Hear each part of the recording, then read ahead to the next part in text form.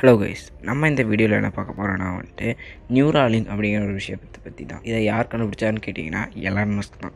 வர எல்லாத்தையுமே எலான் மஸ்கே கண்டுபிடிக்க ஆரம்பிச்சிட்டாரு. இருந்தாலும் இந்த ஒரு கண்டுபிடிப்பு ரொம்பவே வித்தியாசமானது.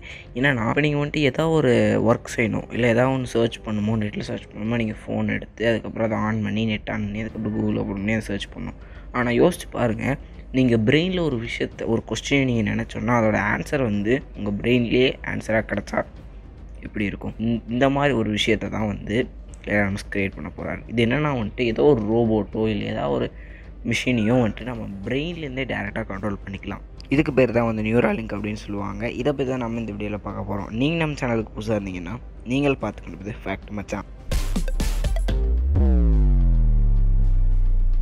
இந்த நியூராலிங்க் எப்படி வேலை செய்யுது அப்படிங்கிறத பேசுறதுக்கு முன்னாடி நம்ம எப்படி பிரெயினில் இந்த சிக்னல்லாம் டிரான்ஸ்மிட் ஆகுதுங்கிறத பேசிடலாம் வாங்க. நம்ம பிரெயினில் நியூரான்ஸ் அப்படின்னு ஒரு விஷயம் இருக்கும்.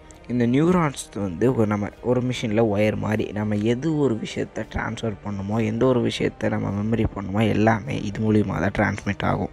ஒரு நியூரான்ஸ்க்கு நடுவுலையுமே ஒரு கேப் இருக்கும். அந்த கேப்பில் ஒரு கெமிக்கல் ஃபார்ம் ஆகும். அந்த கெமிக்கல் பேர் தான் நியூரோ டிரான்ஸ்மிட்டர்ஸ் அப்படின்னு சொல்லுவாங்க. இந்த கெமிக்கல்ஸ் தான் நமக்கு தேவையான நம்ம டிரான்ஸ்மிட் பண்ணக்கூடிய விஷயங்களை டிரான்ஸ்மிட் பண்ணி ஸ்டோர் பண்ணி வச்சுருக்கோம் அந்த கெமிக்கலில். இந்த சிக்னல்ஸ் எல்லாமே நியூரான் மூலிமா டிரான்ஸ்மிட் ஆகிற எல்லா சிக்னல்ஸுமே எலக்ட்ரிக்கல் சிக்னல்ஸாக தான் டிரான்ஸ்மிட் ஆகும். அதாவது சில ஃப்ரீக்வன்சிஸ் யூஸ் பண்ணி அதை நம்மளால் மெஷர் பண்ண முடியும் அப்படின்னு எல்லாருமே சொல்லியிருக்காரு.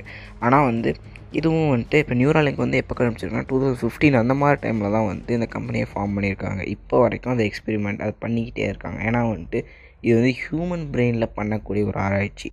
நார்மலாக நம்ம நர்வ்ஸ்லாம் இருக்கும்ல, அந்த நர்வ்ஸ்லாம் இந்த அசிஸ்டைல் கோலமே நியூரோ டிரான்ஸ்மிட்டர்ஸ் மூலிமா தான் எல்லா சிக்னல்ஸுமே ரிசீவ் பண்ணும். இப்போ நம்ம ஒரு சுடு தண்ணியை தொடுறோம்னா, இப்போ அது சூடாக இருக்குது, இப்போ நமக்கு அது வலிக்கும்ல, நம்ம டக்குன்னு கையெடுத்துருவோம் அதை தொட்டோன்னே. இந்த மாதிரி விஷயங்கள் டிரான்ஸ்மிட் ஆகிட்டு பிரெயினுக்கு போயிட்டு வர்றதுக்கு எவ்வளோ நேரம் ஆகும். ஆனால் அது எவ்வளோ சீக்கிரமாக சென்ஸ் பண்ணுதில்ல. இப்போ அது எல்லாத்துக்கும் காரணமே நியூரான்ஸ் தான். அப்போ யோசிச்சு பாருங்கள், நியூரோ டிரான்ஸ்மிட்டர்ஸ் இந்த நியூரான்ஸ்லாம் எவ்வளோ ஃபாஸ்ட்டாக வேலை செய்யுதுன்ட்டு. சரி, இப்போ இந்த நியூராலிங்க் எப்படி வேலை செய்யுதுன்னு பார்க்கலாம். இந்த நியூராலிங்க் எப்படி வேலை செய்யுதுன்னா ஒரு சிப்பு, அந்த ஒரு எப்படி நம்ம கம்ப்யூட்டர்ஸ் எல்லாம் சிப்பு இருக்குல்ல, அந்த மாதிரி ஒரு சிப்பை பிரெயினில் வச்சுருவாங்களாமா.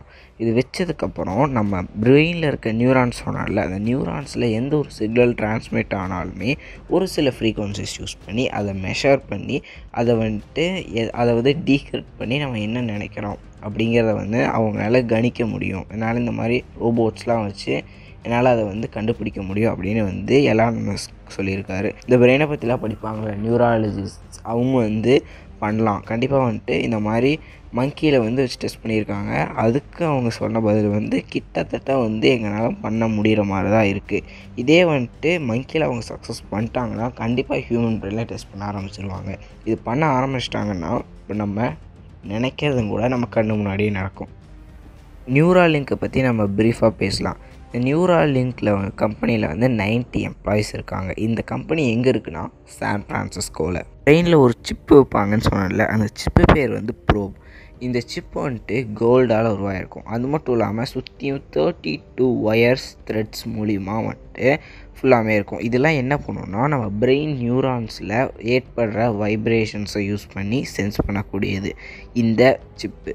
இந்த சிப்பை நம்ம பிரெயினில் எப்படி வைப்பாங்கன்னா ரோபோட்ஸ் மூலிமா தான். இந்த ரோபோட்ஸ்க்கு தான் சர்ஜிக்கல் ரோபோட்ஸ்னு சொல்லுவாங்க. இந்த ரோபோட்ஸ்லாம் நம்ம பிரெயினில் ஆப்ரேஷன் பண்ணி அதுவே அந்த சிப்பை வச்சிரும். இது வச்சதுக்கப்புறம் அந்த சிப் அதோட வேலையை செய்ய ஆரம்பிச்சிடும். இந்த சிப்பை சுற்றியுமே த்ரெட்ஸு ஒயர்ஸ்லாம் இருக்குன்னு சொன்னால, இதெல்லாம் என்ன பண்ணணும்னா நம்ம பிரெயினில் ஏதாவது இன்ஃபர்மேஷன் பாஸ் ஆச்சுன்னா அந்த வைப்ரேஷன்ஸை ரெக்கார்ட் பண்ணி உடனே மிஷினுக்கு அனுப்பிச்சிடும்.